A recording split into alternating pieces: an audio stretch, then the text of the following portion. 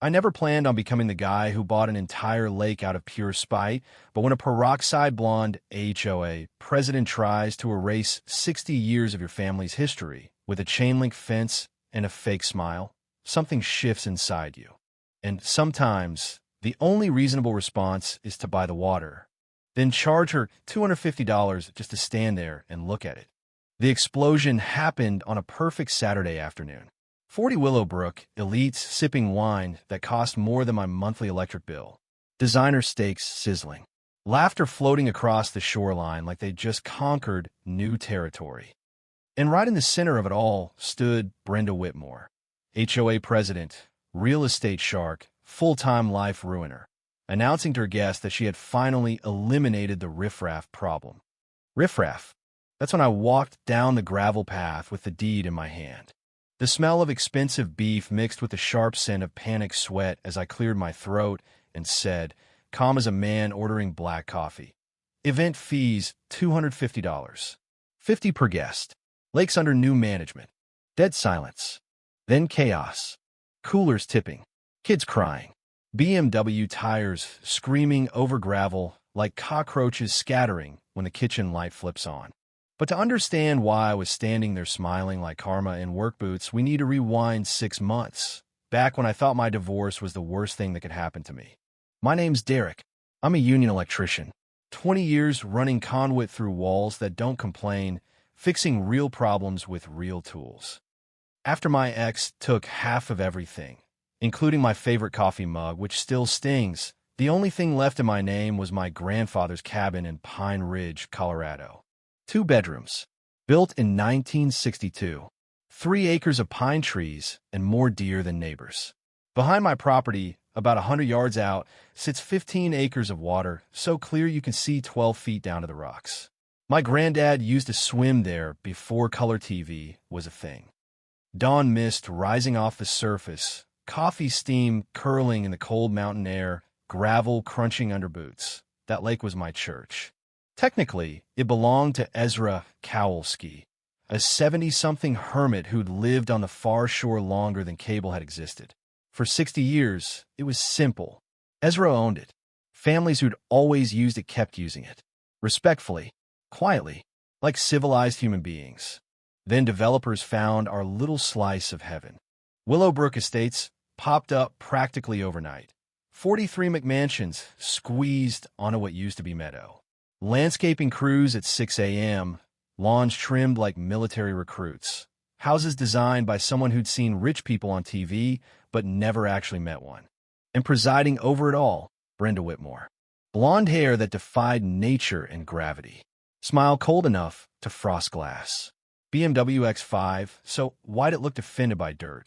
The first time she stepped onto my dock, I was dripping lake water and minding my own business.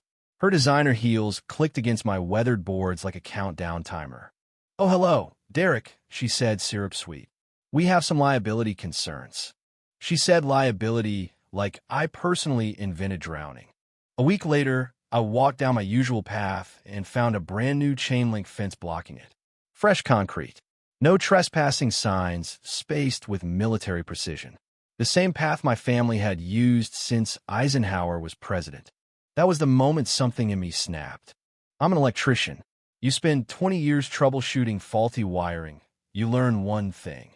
Every problem has a breaker. You just have to find it. Jefferson County records smelled like dust and disappointment.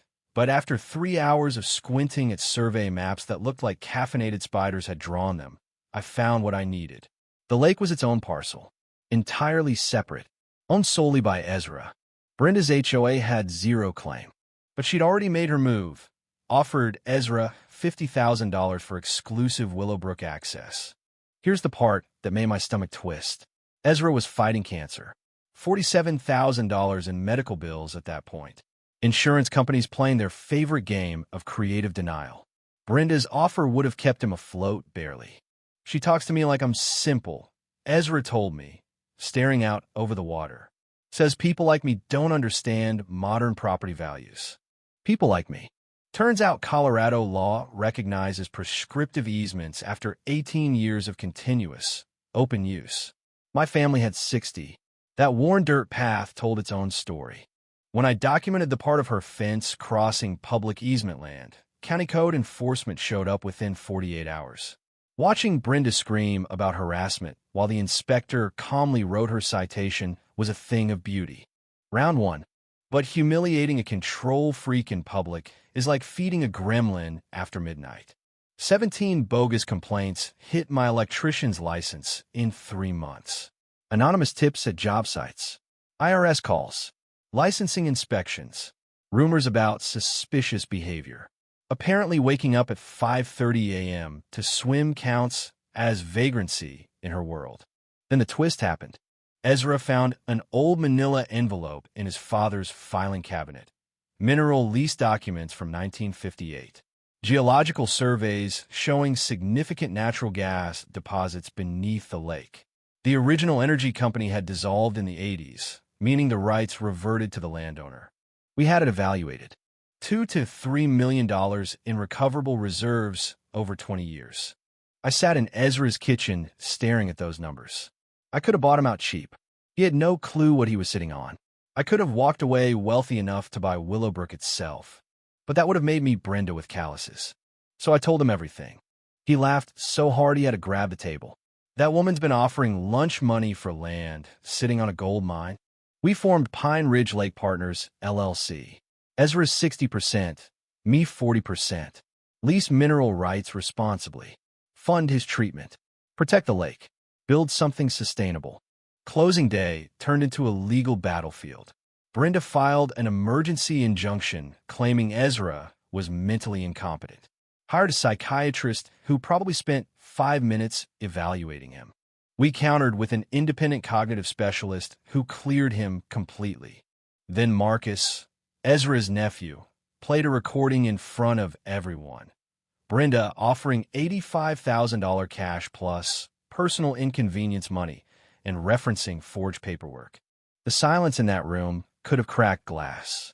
At 3:47 p.m., Ezra signed. The lake was ours. Monday morning, Brenda showed up with half her subdivision for a lakeside barbecue like nothing had happened. Folding chairs, wine coolers, designer sunglasses. When I announced the permit fee, she shrieked extortion. Deputy Martinez reviewed the deed and calmly told the crowd, private property owners can set any fee they choose. Watching those residents scatter was almost poetic. As Brenda stormed toward her golf cart, I called out, "That's $50 for parking." "I'll see you in hell," she screamed. "You've been living there for months," I replied. "Welcome to my paradise." Her meltdown went viral. Charges followed: harassment, attempted fraud, elder abuse. 6 months probation. Community service cleaning public restrooms. Her house sold at a massive loss. But the real victory wasn't her fault.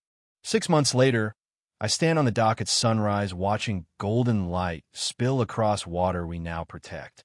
Ezra's in remission, teaching his great-nephew to cast a fishing line. Wildlife returning. Controlled day use permits funding conservation. Natural gas leases generating steady income without harming the ecosystem. We didn't just win. We built something. And here's what hit me. Revenge feels good in the moment, but building something better than your enemy ever imagined? That's deeper. That lasts. I could have exploited a sick old man for profit. Instead, we created a legacy. So here's the question. If someone tried to erase your family's history for the sake of property values, how far would you go to stop them? Where's the line between justice and revenge? Drop your thoughts below. Have you ever dealt with HOA drama? Or someone who thought money made them untouchable? Because sometimes karma doesn't knock politely. Sometimes it charges $250 at the shoreline and smiles while it does it.